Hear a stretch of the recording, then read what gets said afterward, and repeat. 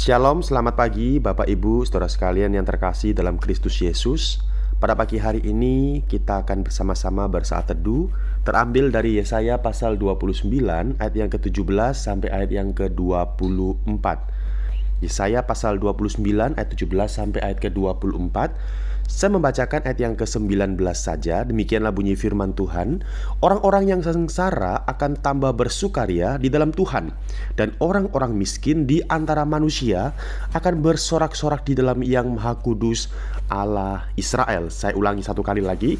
Orang-orang yang sengsara akan tambah bersukaria di dalam Tuhan, dan orang-orang miskin di antara manusia akan bersorak-sorak di dalam Yang Maha Kudus Allah Israel. Saudara sekalian, dalam bagian ini Tuhan menyampaikan janji pemulihan bagi umatnya, karena keadaan pada waktu itu penuh dengan ketidakadilan serta penindasan. Orang-orang yang lemah dan miskin seringkali diperlakukan dengan tidak adil. Namun Tuhan berkata bahwa keadaan itu tidak akan selamanya demikian, tetapi akan datang waktu ketika orang-orang yang sengsara justru akan bersukacita di dalam Tuhan. Saudara sekalian, sukacita yang Tuhan berikan bukan hanya karena keadaan hidup berubah, tetapi karena Tuhan sendiri yang bertindak menyelamatkan umatnya. Ketika Tuhan bekerja, penindasan diganti dengan keadilan, kesedihan diganti dengan sukacita, dan keputusasaan diganti dengan pengharapan. Saudara, firman ini juga mengajak kita untuk hidup sebagai orang-orang yang telah diselamatkan oleh Tuhan. Tuhan tidak hanya menyelamatkan kita dari dosa, tapi juga membentuk hidup kita agar semakin serupa dengan kehendak-Nya. Keselamatan yang kita terima di dalam Kristus seharusnya juga terlihat dalam sikap dan tindakan kita sehari-hari. Kita dipanggil untuk memperlakukan sesama dengan adil, menolak segala bentuk penindasan, dan menjadi alat kasih Tuhan bagi orang lain.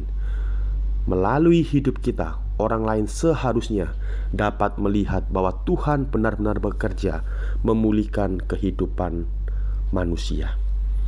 Ketika kita hidup dalam terang keselamatan Tuhan, hidup kita dapat menjadi kesaksian bagi dunia ini. Orang lain dapat melihat bahwa Tuhan sanggup mengubah kesedihan menjadi sukacita dan menggantikan penindasan dengan keselamatan. Saudara sekalian, coba cek diri kita masing-masing. Apakah hidup kita sudah mencerminkan keselamatan yang Tuhan berikan? Terutama bagaimana sikap kita terhadap orang lain. Apakah sikap kita, tindakan kita sehari-hari justru memperlakukan orang lain dengan tidak adil? Atau justru kita menjadi alat kasih Tuhan bagi orang lain, memperlakukan orang lain dengan benar, sebagaimana Tuhan memperlakukan manusia? Dan kita coba cek diri kita coba selidiki diri kita dengan sungguh-sungguh. Apakah melalui sikap dan tindakan kita, orang lain dapat melihat kasih dan keadilan Tuhan? Atau justru melalui sikap dan tindakan kita, orang tidak pernah melihat kasih dan tindakan Tuhan lewat diri kita? Kiranya saat itu pada pagi hari ini menolong kita, mengingatkan kita bahwa menjadi orang Kristen, menjadi orang percaya, hidup kita harus betul-betul mencerminkan keselamatan yang Tuhan sudah berikan dalam diri kita. Amin. Mari sama-sama kita berdoa.